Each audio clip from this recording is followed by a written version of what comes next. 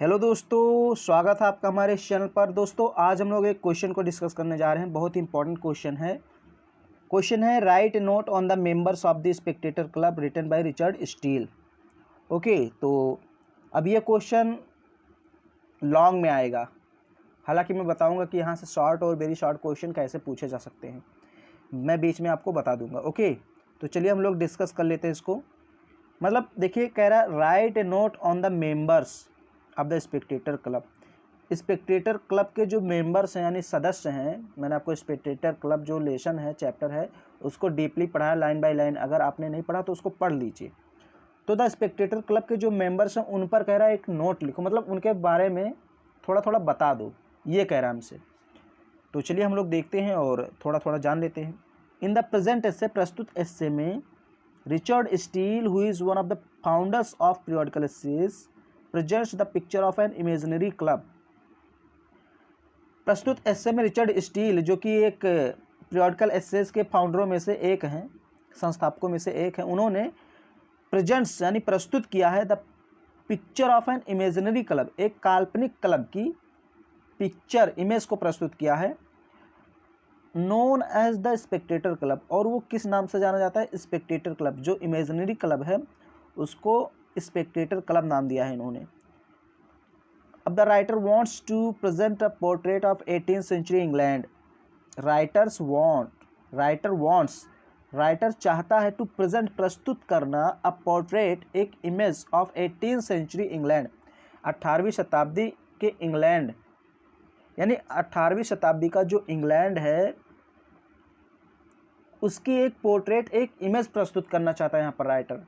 कहने मतलब जो 18वीं शताब्दी का इंग्लैंड है उस समय वहाँ का समाज कैसा था, इसको बताना चाहता है। Okay, the club had 6 members, और इस क्लब में 6 कैरेक्टर हैं, 6 मेंबर हैं, कैरेक्टर हैं। The first and foremost member of the club was sir Roger de Coverley. जो पहले, फर्स्ट एंड फॉरमोस्ट मीन्स होता है बहुत ही महत्वपूर्ण, जो बहुत ही महत्वपूर्ण और पहले मेंबर हैं वो कौन है? Sir Roger de Coverley. तो चलिए हम लोग एक एक करके डिस्कस करते हैं। Sir Roger de Coverley. Sir Roger de Coverley came from या of an aristocratic family of Worcestershire. Sir Roger de Coverley came, आते थे, of an aristocratic family of Worcestershire. Worcestershire England का एक शहर है, प्रांत है, वहाँ के धनी परिवार से आते थे। मतलब एरिस्टोक्रेटिक फैमिली मीन्स एक उच्च कुल से आते थे। His great grandfather was the inventor of famous dance, और इनके जो महान परदादा थे वो एक फेमस डांस यानी प्रसिद्ध नृत्य के इन्वेंटर थे, आविष्कारक। मतलब इनके जो ग्रेट ग्रैंडफादर थे, महान परदादा थे, उन्होंने एक नृत्य का आविष्कार किया था, which was called by his name, जिस नृत्य का नाम इनके नाम पर ही रख दिया गया। मतलब जैसे होता नहीं कि आपने किसी चीज़ का आविष्कार किया तो अक्सर उस चीज़ का नाम आपके नाम पर ही रख दिया जाता है। He was a good नेचर्ड helpful man, और ये सर रॉजर डी कवर्ली बढ़िया मतलब स्वभाव के व्यक्ति थे। हेल्पफुल, बड़े सहायक व्यक्ति थे, दूसरों की सहायता करते थे। लवर ऑफ मैनकाइंड, लोगों को ये प्यार भी करते थे। And 56 years of his age, और ये 56 वर्ष के थे। Of a very lovable nature, बड़े ही प्यारे स्वभाव के थे। In his young age he loved a wicked widow who deceived him in love. जब ये यंग एज में थे तो इन्होंने एक दुष्ट विधवा से प्यार किया, मतलब इनको प्यार हो गया और बाद में उसने इनको धोखा दे दिया प्यार में।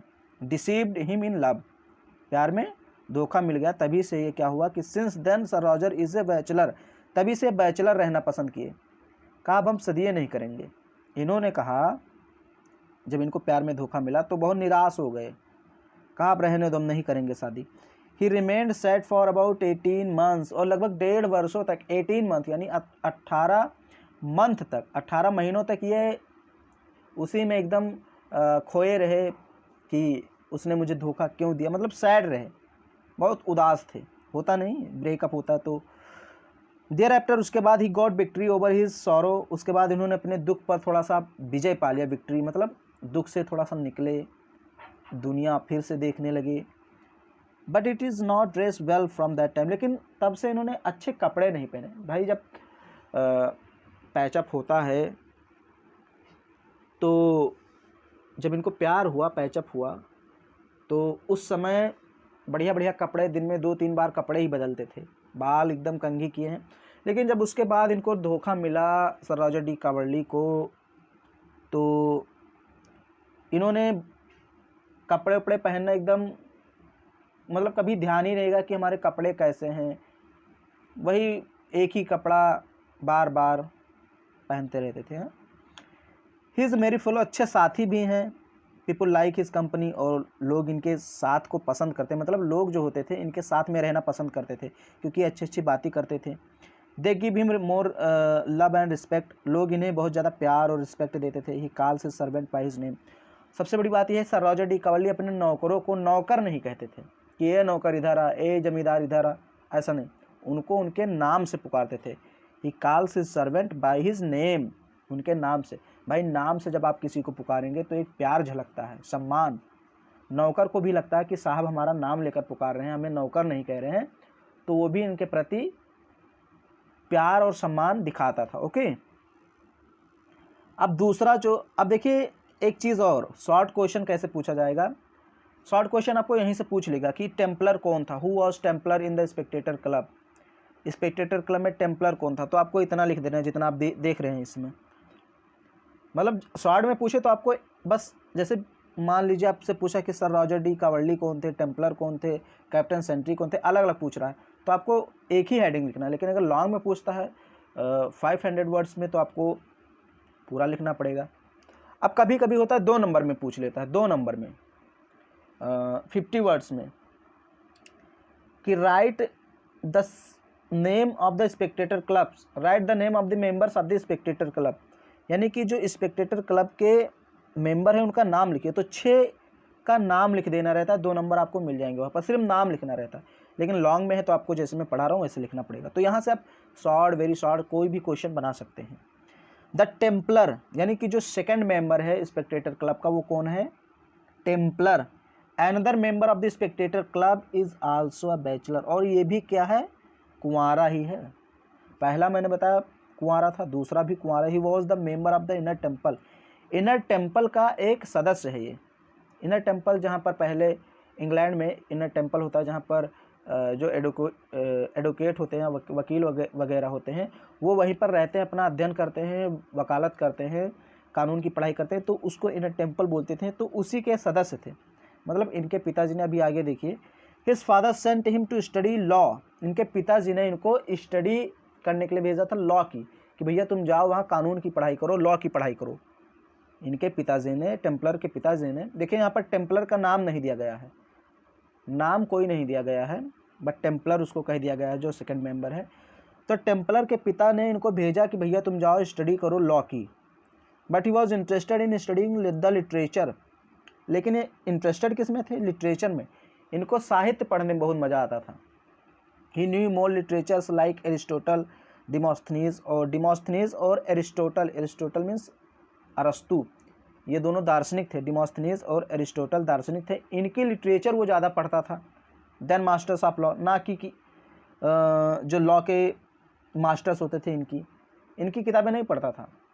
जो कानून के विद्वान होते थे, मास्टर्स होते थे, इनकी किताबें वो नहीं पढ़ता था, बल्कि दार्शनिकों की साहित्य पढ़ता था। एरिस्टोटल, डिमोस्थनीज, इनके जो साहित्य होते थे उनको पढ़ता था।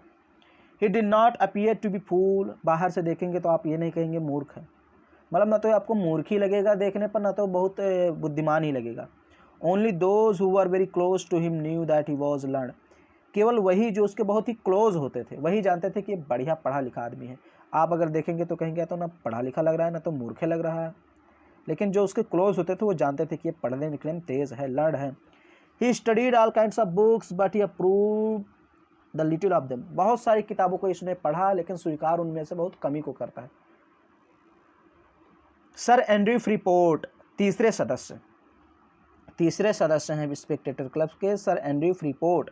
The third member of the spectator club was a practical businessman, और एक ये बिजनेसमैन है। ओके, मतलब ये बिजनेस में विश्वास करते हैं कि देश अगर आगे बढ़ सकता है तो सिर्फ बिजनेस से। His name was sir Andrew Freeport, इनका नाम सर एंड्रयू फ्रीपोर्ट है। He had a sound knowledge of practical life, जो व्यवहारिक जीवन है उसके बारे में थोड़ा सा ज्ञान रखते हैं। He wanted that his country should insist upon the expansion of trade and commerce. ये चाहते थे कि इनके देश को ट्रेड और कॉमर्स पर बल देना चाहिए, मतलब व्यापार और वाणिज्य पर, इनके विस्तार पर, एक्सपेंशन पर थोड़ा सा बल देना चाहिए। ये चाहते थे सर एंड्रयू फ्रीपोर्ट कि हमारा देश व्यापार और वाणिज्य पर ज़्यादा ध्यान दे, मतलब इसका विस्तार करे। एंड डेवलप देयर टेरिटरी, और अपने क्षेत्र का विकास करे on the basis of business, business के आधार पर, रादर देन वार, ना कि वार के आधार पर। जैसे इंग्लैंड जो था, आप जानते हैं इंग्लैंड ने कई देशों पर कब्जा कर रखा था शुरुआत में, मतलब बहुत जगह उसने अपने उपनिवेश बना लिए थे, तो उसने व्यापार के द्वारा कब्जा किया। बाद में युद्ध हुआ वो तो बात अलग है, लेकिन उसने पहले व्यापार के द्वारा ही अपने क्षेत्र का विकास किया। तमाम तरह के उपनिवेश बनाए तमाम देशों में, भारत में भी उसने शासन किया अंग्रेज़ों ने, तो उन्होंने ट्रेड के द्वारा अपने देश को बढ़ाया। तो इसीलिए इनका कहना है कि भैया कि वार यानी युद्ध के द्वारा किसी देश पर अपना प्रभुत्व मत जमाओ, अगर दूसरे देश को जीतना है तो उस पर व्यापार वाणिज्य के द्वारा उस पर विजय प्राप्त करो, ना कि वार के द्वारा। इनका ये मानना था। He told that himself had become rich by honest methods of trade and commerce. इन्होंने ये भी बताया कि भाई मैं स्वयं व्यापार और वाणिज्य के ईमानदारी भरे तरीक़ों से मैं अमीर बना हूँ। He told that he himself had become rich, वो अमीर बना है बाय ऑनेस्ट मेथड, ईमानदारी वाले तरीके से आप ट्रेड एंड कॉमर्स, व्यापार और वाणिज्य के, व्यापार और वाणिज्य के ईमानदार तरीके से मैं रिच बना हूँ, अमीर बना हूँ। उन्होंने स्वयं बताया और कहा ऐसा हमारे देश को भी करना चाहिए, हर देश को यही करना चाहिए कि अपने व्यापार का जितना एक्सपेंशन हो सके करे। ही वॉज ऑल एक्सपीरियंस, बहुत ही अनुभवी थे। His maxims and notions on the trade life were useful and praiseworthy. इनके जो विचार हैं जीवन पर और व्यापार पर, यानी व्यापार और जीवन से संबंधित जो भी विचार हैं, इनके नोशंस हैं, वो बहुत ही यूज़फुल और प्रेजवर्दी हैं। ओके, चौथा कैरेक्टर कैप्टन सेंट्री। हमारा चौथा कैरेक्टर कौन है? Captain Sentry. Captain Sentry was the fourth member of the spectator club, चौथे कैरेक्टर थे, सदस्य थे। ही वॉज मिलिट्री जीनियस, ये मिलिट्री में थे। He had equipped himself with his martial arts, ये मार्शल आर्ट्स में पारंगत थे। He had distinguished in many यहाँ पर होगा, में नहीं, मेनी बैटल्स, यानी इन्होंने बहुत सारे युद्धों में भाग लिया था, पार्टिसिपेट किया था। He had resigned his job because he felt that merit was not acknowledged in the army. अब इन्होंने आर्मी से, अपने जो आर्मी की जॉब करते थे मिलिट्री की, इस्तीफ़ा दे दिया, त्याग दिया जॉब को। अब इनको ऐसा क्यों किया इन्होंने? क्योंकि इनको लगता था कि आर्मी में गुण को, यानी कि क्वालिटी को नहीं देखा जाता था, मेरिट को नहीं देखा जाता था, योग्यता, मेरिट मीन्स योग्यता को नहीं देखा जाता था, यानी वहाँ पदोन्नति नहीं किया जाता था, प्रमोशन नहीं किया जाता था। प्रमोशन कब किया जाता था? चापलूसी करने पर। अगर बड़े बड़े साहब की चापलूसी करो तो पदोन्नति आपकी हो सकती है, प्रमोशन हो सकता है, लेकिन अगर मेरिट के आधार पर नहीं किया जाता था। तो इसीलिए इनको थोड़ा सा दुख हुआ, छोड़ दिए। मैंने आपको पढ़ाया डीप, अगर आपने पढ़ा है तो आपको पता होगा। द ऑफिसर्स वर सराउंडेड, जो ऑफिसर होते घिरे होते थे बाय द फ्लैटरर्स, यानी चापलूसे के द्वारा। चापलूस ऑफिसर को घेरे रहते थे, उनकी चापलूसी करो तो प्रमोशन हो जाएगा। They did not allow to look the genuine merits of the soldiers. सिपाहियों के जो असली जेन्युइन मेरिट्स होता था, असली गुण, वास्तविक योग्यता होती थी, उस पर ध्यान नहीं देते थे। They did not allow to look, उस पर नहीं देखते थे। He was in the habit of ordering his subordinates, हालांकि ये भी अपने नीचे के जो अधिकारी होते थे उनको ऑर्डर देते थे, इनकी आदत थी। At the same time he obeyed his superior, और अपने ऊपर के साहब का ये आदेश मानते भी थे। अपने नीचे के अधिकारियों को आदेश देते थे, अपने ऊपर के अधिकारियों को आदेश मानते थे। पांचवा आपका जो मेंबर है, कैरेक्टर, वो है the Gallant. Will Honey comb was, अब देखिए जो गैलेंट हैं इनका नाम क्या है, will Honey comb. Will Honey comb was another member of the spectator club, यानी स्पेक्टेटर क्लब के या क्लब के ये भी एक सदस्य हैं। ही वॉज ए गैलेंट, बहुत ही बहादुर किस्म के आदमी हैं। गैलेंट मीन्स बहादुर। He was a merry fellow, बहुत ही अच्छे साथी भी हैं। He knew the history of all fashions, जितने भी फैशंस हैं उनकी ये इतिहास जानते हैं। मैंने आपको पढ़ाया, अगर आपने पढ़ा तो ही मज़ा आएगा, अदरवाइज क्वेश्चन आपको थोड़ा सा और लगेगा। Okay. And different kinds of intrigues, he was a honest, में बहुत ही ईमानदार आदमी है। द क्लर्जीमैन 6, अब स्क्रीनशॉट लेते रहिए, मैं तो इसकी हिंदी बता देता हूँ, हालांकि हिंदी बताने की ज़रूरत नहीं थी क्योंकि मैंने आपको लेसन पढ़ाया, चैप्टर पढ़ाया है पूरा का पूरा, उसी में से मैंने ये क्वेश्चन लिखा है। The clergyman, the clergy was the last member of the spectator club, ये जो क्लर्जीमैन पादरी थे लास्ट सदस्य थे, छठे character. He was an old person of amiable nature, बहुत ही मतलब थोड़े बूढ़े हो गए थे। He visited the club rarely, ये क्लब में बहुत कम ही जाते थे। But when he came to the club he wish to deliver speech on religious matters, लेकिन जब भी वो आते थे तो रिलीजियस यानी धार्मिक मैटर पर वो अपने विचार रखते थे। He was learn pass and cultured, बड़े ही पढ़े लिखे धार्मिक स्वभाव के व्यक्ति थे, सभ्य थे। He was weak in body, body से बहुत कमज़ोर दिखते थे, ज़्यादा हट्टे कट्टे नहीं थे। So he was unable to perform the rituals, इसीलिए अपना काम स्वयं नहीं करते थे, दूसरों को।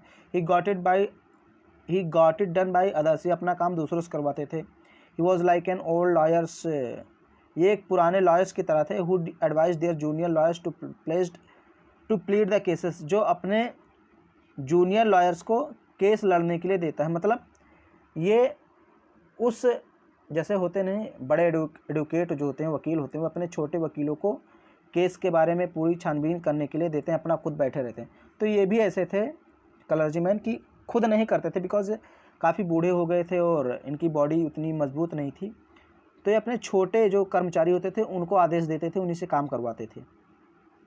But they themselves did not attend the court of law, लेकिन हालांकि ये खुद नहीं अटेंड करते थे।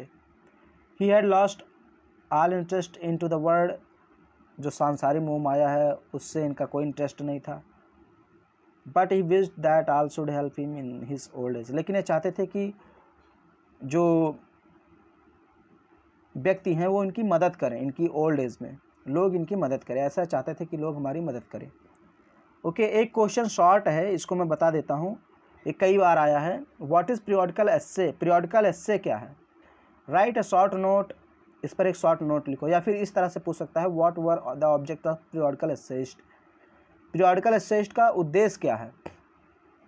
तो इसको देख लीजिए। The periodical essay is that, periodical essay वो है जिसमें जिसमें the essayist wanted to bring out a real picture of the society, जिसमें निबंधकार क्या करना चाहते हैं, सोसाइटी का रियल पिक्चर दिखाना चाहते हैं। यानी कि पीरियोडिकल एस्से में क्या होता है कि जो एस्सेइस्ट होते हैं लिखने वाले, वो सोसाइटी की वास्तविक इमेज दिखाना चाहते हैं। The main object was to bring reform in morals and manners of the people, लोगों के तौर तरीकों में सुधार लाना, यही इसका उद्देश्य होता है पीरियोडिकल एस्से का। फॉर दिस पर्पज, और इस उद्देश्य से दे इंट्रोड्यूस्ड माइल्ड ह्यूमर, थोड़ा सा हंसी मजाक करते हैं, आयरनी एंड सटायर, थोड़ा सा कटाक्ष भी करते हैं, आलोचना भी करते हैं। जो राइटर होते हैं, एस्सेइस्ट होते हैं, इस पर्पस को प्राप्त करने के लिए यानी मैनर्स और मोरल्स में सुधार लाने के लिए क्या करते हैं राइटर, थोड़ा सा लोगों की आलोचना करते हैं, कटाक्ष करते हैं, आयरनी करते हैं, हंसी मजाक करते हैं थोड़ा सा। The other purpose of the essay of periodical essay writers was to offer entertainment to the people, और एक और पर्पज़ है पीरियोडिकल एस्से का कि मतलब लोगों को एंटरटेन करना, उनको थोड़ी सी आनंद प्रदान करना। जैसे ये जो इससे मैंने आपको पढ़ाया द स्पेक्टेटर क्लब, अगर आपने इसको पढ़ा तो क्या आपको मज़ा आया कि नहीं? अगर आपने पढ़ा तो बहुत मज़ा आया होगा ना, उसमें हंसी मजाक बहुत है।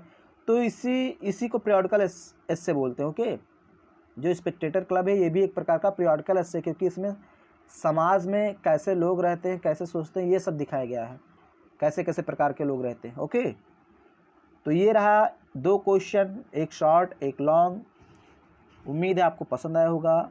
वीडियो को लाइक कीजिए, शेयर कीजिए और चैनल सब्सक्राइब कर लीजिए, नहीं किया तो किए हैं तो कोई बात नहीं, अनसब्सक्राइब नहीं करना है। ओके, तो मैं अब इधर देखूंगा कि रेगुलर वीडियो बनाऊं। वैसे सिलेबस लगभग कंप्लीट, 2 लेसन बचे हुए हैं, उसके बाद आर्म्स एंड द मैन 10-12 दिन में सब कुछ समाप्त हो जाएगा। ओके, तो इसको पढ़ते रहिए और तैयार करते रहिए, स्क्रीनशॉट लेते रहिए, मज़े से रहिए। बहुत बहुत धन्यवाद दोस्तों, मिलते हैं अगले वीडियो में।